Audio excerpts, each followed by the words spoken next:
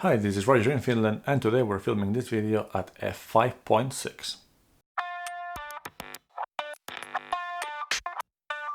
Today's video is more of a rant, so there's not gonna be a section specifically for the impatient ones, even though I don't think it's gonna be very long. What I want to talk today is that the reasons why I believe that a zoom lens is necessary or a very helpful tool to help you choose a prime lens.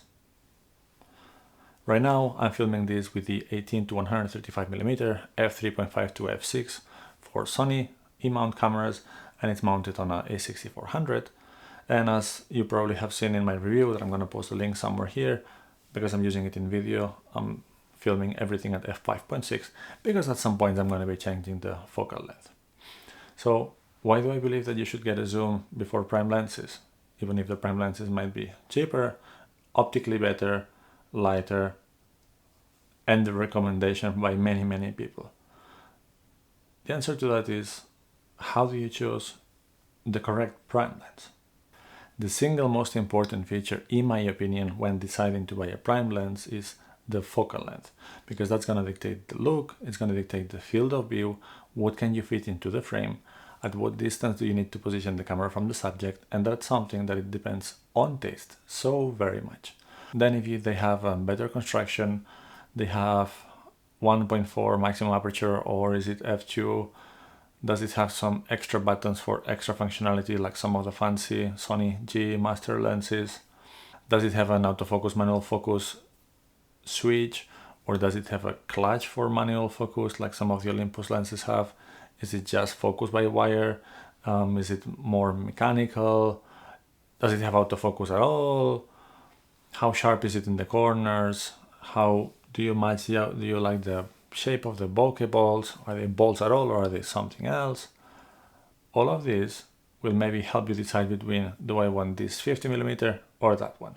Or is the 35mm 1.4 ginormous piece of glass good for me? Or is it better choice for my use case, a smaller f2 version, but does it weight less?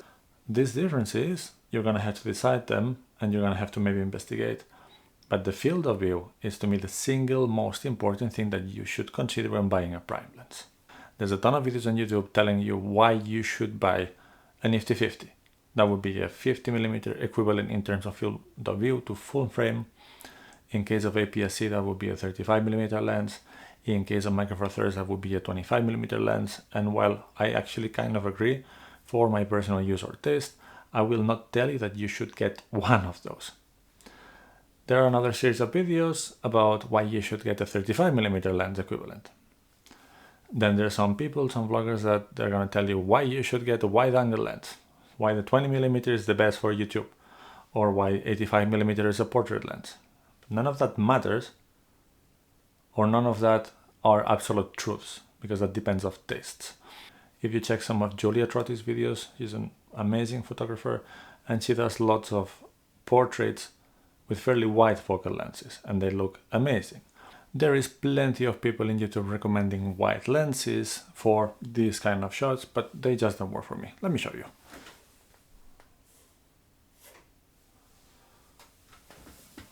Okay, so this is an 18mm, so that's what, 24mm equivalent. Now that's way too far, the framing is off. Now the microphone is here. Let me get this closer.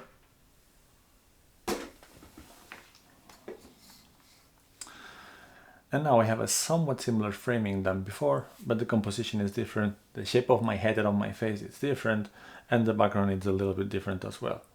I'm not saying that this is not a correct focal length or a good focal length, it's just someone that I don't quite like.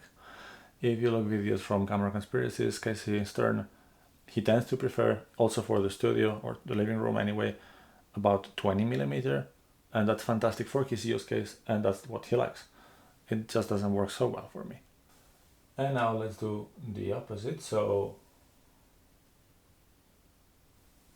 this is about the 30 that I like. Let's take a look at something longer.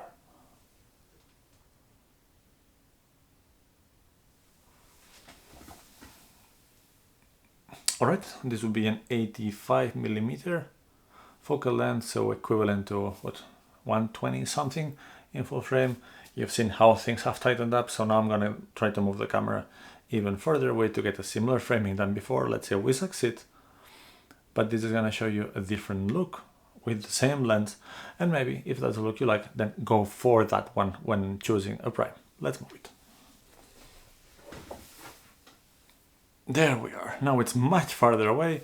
The framing is still different. I have actually, the light is almost on the frame. I'm gonna move it a little bit here. Microphone in the same placement and still a pretty long lens. One reason why this is kind of annoying, super far away, I can hardly see the screen. I'm hoping that the camera is recording, but I would have difficulties operating it. The 45mm, I need to stand up and touch something here in front of me, but it's not too bad, and it gives me a look that I like more. Let's get this still a little bit longer. Oh wow, okay, so this is 135mm. Being this 1.5 crop in APS-C, this is equivalent to what? 200mm in full frame. We do get a bit of blurry background even at f5.6, but this is not a look that I like for this kind of talking head YouTube videos. You're probably already sick of seeing my head, and the camera is just way too far away. So let's fix this once again. Alright, this feels good. Now I feel like home, except that I would like this a little bit blurrier. I like this framing, I like how my head looks on it, or let's say that this is the way I dislike to see myself the most in the different focal lengths. I'm okay with the amount of background that I get in this kind of shot. I can see and read perfectly fine all the information in the screen of my camera. I can reach out and operate it with certain amount of ease because I have a little bit extra long hands, so this is good for me. What would I like? Better performance than the zoom lens, definitely more wider aperture to get blurrier background, and something that would be lighter and cheaper than a full zoom lens. And that's why I have this Sigma 30mm f1.4, because I know that it will give me the field of view I want and I like the most after having been experimenting quite a lot. And this particular lens is optically fantastic, f1.4, and I got it in a really good deal. Nifty 50s are great. I feel comfortable using them. I like the field of view they give me. I like the compression or non-compression or anyway how things look in them, but that's just my choice. Do you like a wider field of view, or actually do you need it because you have less space, or you just want to put the camera really close to your head because you like that kind of look, or you like to operate the camera just being in front of you? Then go ahead. Plenty of selection of primes on the wide end also. Do you like something more classic portraity, as in around the 85mm? Fine, go ahead. That might be a look you're after. And if you can live with the limitations of having the camera a bit farther away from you, in the case that you would be using for this kind of talking heads, then it's up to you. It's your use case and it's your preferred focal length. But how can you figure that out?